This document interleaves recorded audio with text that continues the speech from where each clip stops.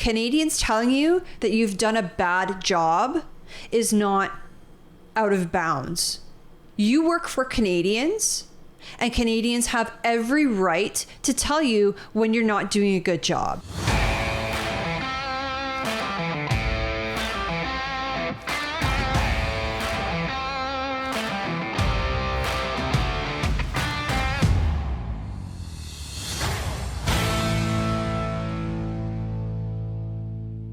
Liberal Anita Vandenbeld caused a great amount of upset recently at the Status of Women Committee when she moved an unrelated motion that seemed to be designed specifically to shut down the testimony of witnesses who were there to speak to the horrifying increase in intimate partner violence that's occurring in Canada. Many Canadians, including me, decided to let Ms. Vandenbeld know exactly what they thought of this political tactic, and it turns out that Anita didn't like our feedback. So let's take a look. And by doing that, we're going to take a look at something Anita decided to do. She decided to write an open letter. And if she was worried about feedback on her conduct at committee, I don't know if this is going to go any better. So let's take a look. She titled it, "The Hijacking of Canadian Democracy." In recent years, there has been much lamenting in progressive circles about how right-wing populism is threatening our democracy, undermining our institutions, and creating division. And much scratching of heads about why populist leaders have gained such appeal among the public, despite their unapologetic disdain for the norms and processes of pluralistic and open democratic societies. The return to authoritarianism in countries around the world, increasing coups and crackdowns against civil society, human rights defenders, media freedom, and rule of law is part of a larger global phenomena. Authoritarian countries are spreading disinformation, interfering in democratic elections, and populating social media to polarize discourse and undermine the fabric of democratic societies.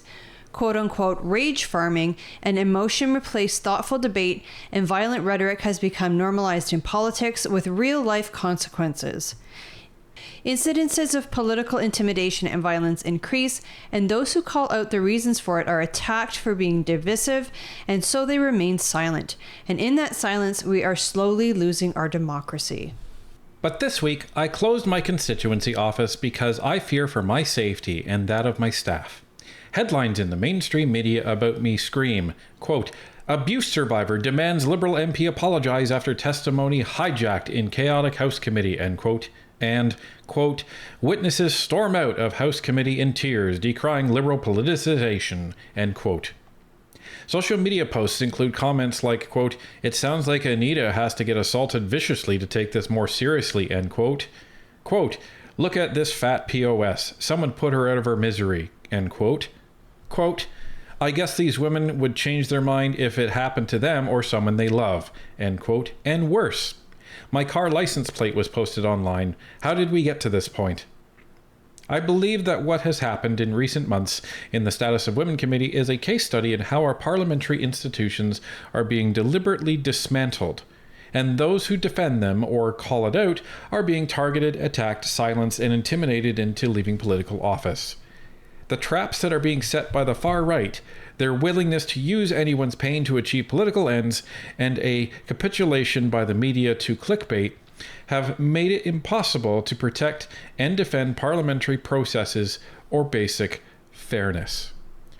Okay, so these are like excerpts. This isn't the whole letter because I wouldn't. It was quite long through this. Yeah, it was like 2,500 words or something like that is what I had read. Yeah.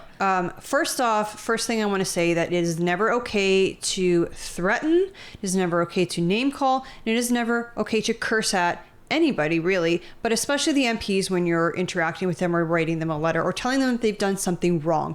Those things are not acceptable. And why do I say those things are not acceptable? Well, number one, obviously they're not acceptable, but when anyone talks about or to an MP in that manner, it throws the rest of the negative feedback right out the window along with it. I mean, you guys heard my letter. It was short, but it was well articulated. It was passionate, but again, I didn't name call, I didn't swear, and I didn't threaten. Now, who knows if my letter even gotten seen because of all these other correspondence that were threatening and name calling and harassing and swearing, and it was just thrown out with the rest of it. You have to have a thick skin to be a politician. People will tell you very, very terrible things. In some cases, it will be in a, I would say, appropriate way. In some cases, it'll be an inappropriate way. But you represent all Canadians. And then she goes on to say, oh, well, the media, are you kidding? Well, she says the media's using headlines like abuse survivor demands a Liberal MP apologize after testimony hijacked in chaotic House committee. Which is a fact. I'm pretty sure that's a fair headline. Like, that's pretty well what happened. I don't see anything bad other than the fact that Anita is the subject of that headline and she probably doesn't like it. But that's what she did. She hijacked that committee where these two witnesses were there to testify about intimate partner violence. One on the anniversary, like to the day that she was almost killed. And Anita decides to, as a political stunt, bring up this bill on abortion. Like, that's not okay. And Canadians are going to let her know that's not okay. Well, and the other headline she points to, again, she put this in there, not me. Witnesses storm out of a House committee in tears decrying Liberal politicization. That's exactly what they did. Right. That's exactly what happened. So I can't understand how she's saying, oh, the media is saying stuff like this and it's bad. Well, I mean, the media is trying to be accurate for once. Well, and then she blames the media, the government funded left-leaning media, when she says, oh, well, the media is capitulating to far right. Have you been paying attention? Because that's not what's been happening. And they say, oh, they're resorting to clickbait. Like, you don't seem to be bothered when it plays in your favor, then do you? Well, and that's just it. Anita didn't seem sorry as to what she did because, again, the apology that she gave was kind of like, oh, I'm sorry that, the witnesses were upset. Instead of, I'm sorry that what I did upset the witnesses. And I think I had even put that in my email, if I'm not mistaken, that those witnesses deserve a proper apology because the apology that was given was very passive aggressive. Well, and here's the other thing.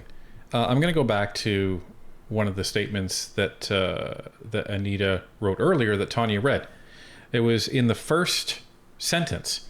In recent years, there has been much lamenting in progressive circles about how right-wing populism is threatening our democracy, undermining our institution, and creating division. Now I'm going to read something that I just read. The traps that are being set by the far right, their willingness to use anyone's pain to achieve political ends, and to capitulate, etc., etc. Like the cognitive dissonance right there. So you are calling everybody who disagrees with you the far right. You're calling conservatives the far right. You're calling channels like ours the far right. I mean, we're right of center. We're not denying that we're on the right side of the spectrum, but we're not far right by any stretch of the imagination.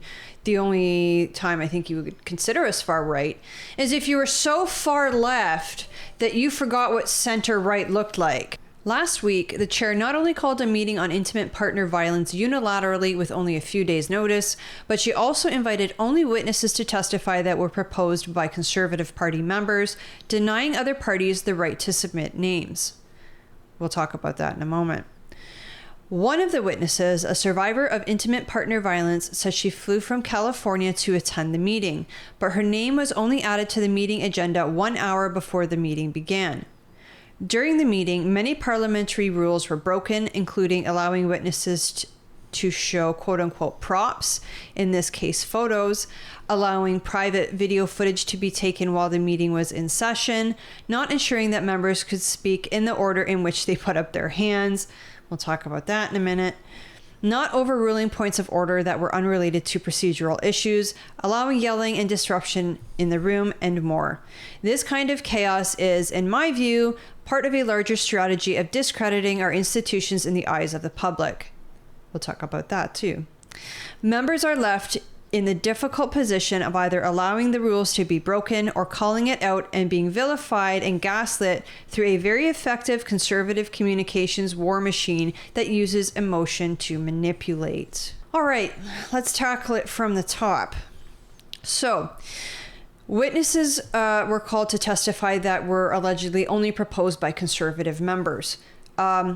That does often happen in committee. From what I understand, if you want your own witnesses called, you can do what Michelle Ferry tried to do later in that meeting and try to move a motion to say, okay, I would like 4 more settings of this committee so that we could discuss this particular topic. Then at the end of those 4, we are going to prepare a report and submit that report to the House. And then during those 4 meetings, everybody can work together to figure out which witnesses they would like to call.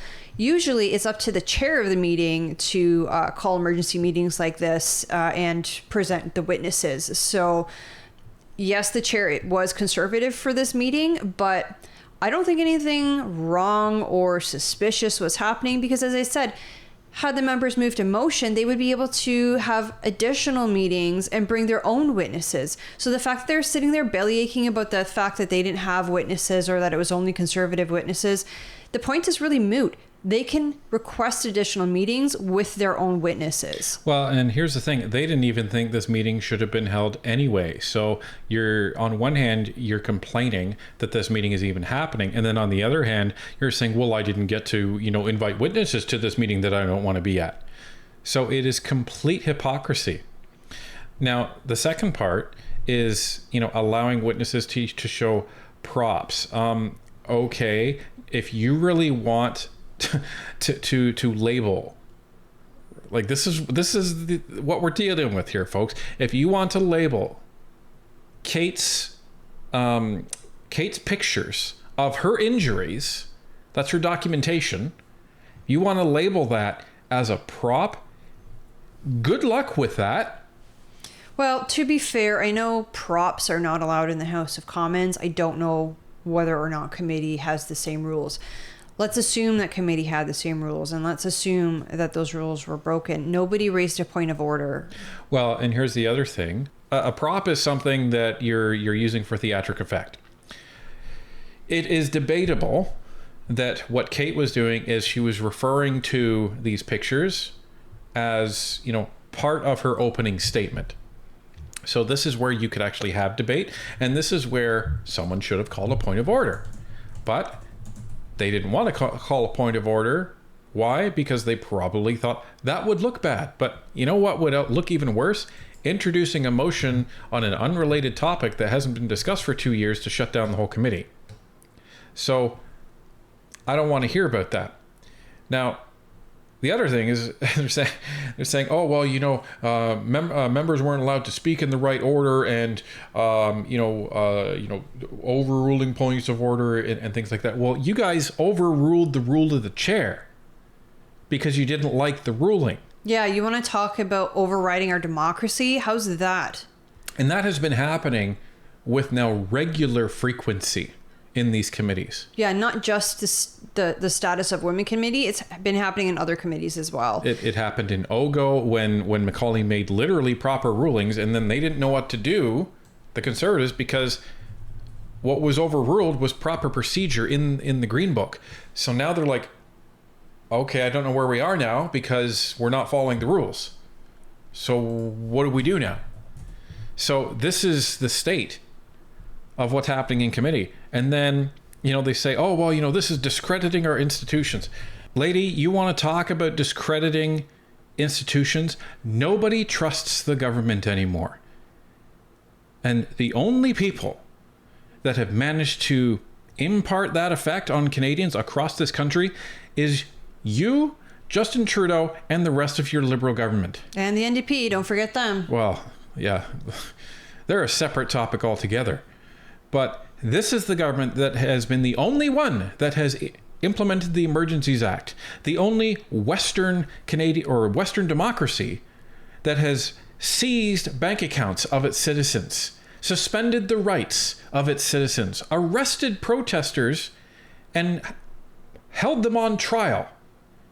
This is the government that we're talking about. And you're wondering why people are irritated. Well, and let's pick apart a few more of these points. She's saying that Kate flew from California to attend the meeting, but her name was only added to the meeting agenda 1 hour before. My guess is that they weren't certain that Kate would be able to make the meeting. In addition to working to fight against intimate partner violence, she's also a model. And the last point is she's basically complaining that the Conservatives' communication strategy is working. And she calls it the communications war machine that uses emotion to manipulate. You know why? Because Canadians believe the Conservatives. Well, and they don't use emotion to manipulate. The emotional reaction has been created by the state that you've put Canada in. So let's just be clear here. That's the emotional state that they're in. Why Canadians get emotional at peers' rallies, start crying at peers' rallies, that's not tears of rage.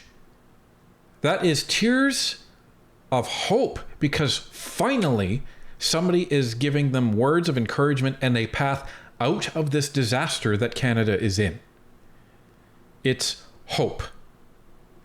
I mean, we saw him yesterday. We were in a small group of maybe 25 people, and he just, he has a way with people and with each individual person. Like, he listens.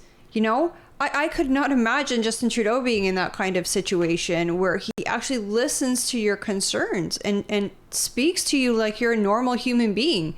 Like, Trudeau and the rest of the cabinet, they talk down to Canadians all the time. Listen to them when they have their press conferences. I mean, if you go and you read this entire drivel, it's talking down to Canadians about why the right is wrong and why Van den Velde is innocent and why she doesn't deserve all this flack. I know, at least in my case, I can't speak to other people. I have seen a few letters that you guys have sent me, and none of them were aggressive in the manner that Anita is describing here.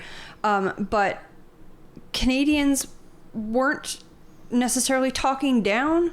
Canadians were just upset, and Canadians were letting her know that what you did in that committee is offensive to Canadians, and it's offensive, obviously, to those witnesses that you guys shut down. So we're going to get back to a few more pieces of this letter, because of how incredulous it makes us when we read it. In the next part, she actually tries to justify the raising of the motion. Take a look at this. Knowing that the Conservatives would put forward an ambush motion of some kind during the meeting, which they tried to do, and that we could not allow a precedent for the chair to repeat this flagrant breach of procedure in the future, Liberal and NDP members were left with no choice but to put forward our own motion first. In this case, choosing to resume debate on the abortion motion that we had adjourned 2 years before out of collegiality. But after the committee voted to start debate on the motion, the Conservatives used every possible delay tactic to make sure the substance of the abortion motion did not come to a vote, and as a consequence, we could not return to the witness testimony. What we underestimated was that there was no bottom to the level to which the Conservative members were willing to go. The Conservatives knew that we would have to find a procedural way to call out their blatant flouting of the rules and norms of parliamentary democracy, or otherwise live with a committee that would become completely dysfunctional going forward. There is a reason that we have a constitution, a rules-based international order, and democracy. Canada used to be somewhat insulated from anti-democratic and authoritarian threats because of our geography. Today, these forces and movements can get right into our children's phones. They can get into our parliament. They can get into our heads.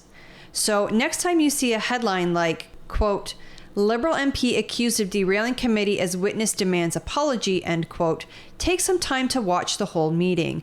Pay attention to our politics and to what is happening right here in our own parliament. Ask questions. It is our very democracy that is at stake. Well, Ms. Van den Velde, I've been doing this for about 20 months, and I'm not a super expert, but I'd say I'm pretty good when it comes to parliamentary procedures and committee procedures.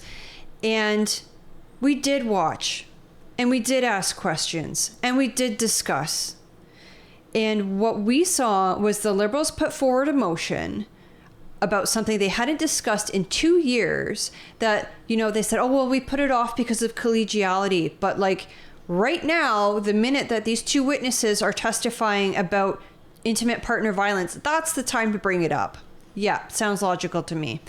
Anyways, they claim that they put it off for 2 years and that it was the Conservatives who tried to bring forward another motion. The only motion I recall from that committee that was attempted to be put forward other than Vandenveld's was the one raised by Michelle Fieri, in which she wanted to request additional meetings to discuss the topic further. Correct. Now, she wasn't able to put it forward at that time because Anita's motion was still active.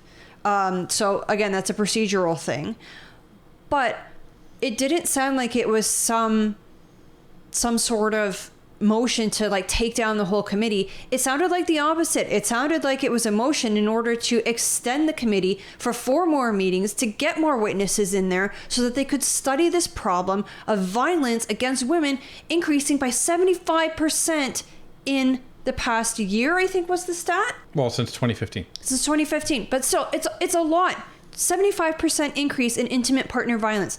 These are Canadian women who are being harmed, abused, and even murdered. And the Liberals wanted to talk about abortion. Well, and I just find it incredible that this lady thinks it's a good idea to say the quiet part out loud when she said, well, we assumed that the Liberals would bring an ambush motion, so in order to prevent that from happening, we did it first.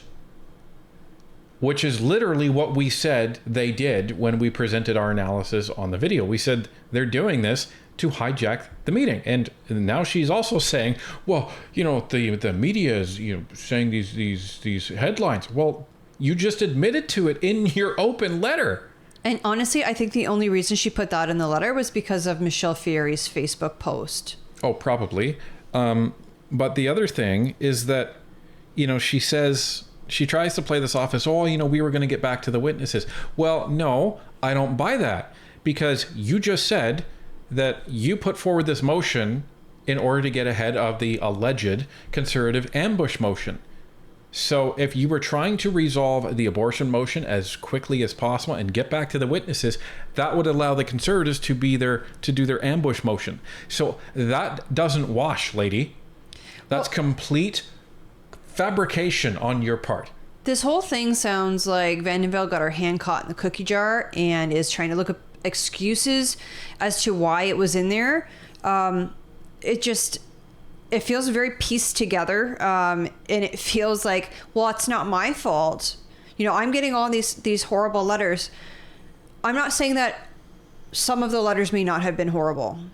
What I am saying, though, is Canadians telling you that you've done a bad job is not out of bounds. You work for Canadians, and Canadians have every right to tell you when you're not doing a good job. Well, and here's the other thing. As an elective member of Parliament, the Canadian taxpayer is your boss. You don't get to decide what feedback you listen to and what feedback you don't. And you don't get to say, well, all the feedback is just the far right people and all of the good feedback is the far left people, and those are my friendlies. No, you don't get to do that, lady. This is called a democracy, and you represent all Canadians in your riding, whether you agree with them or not.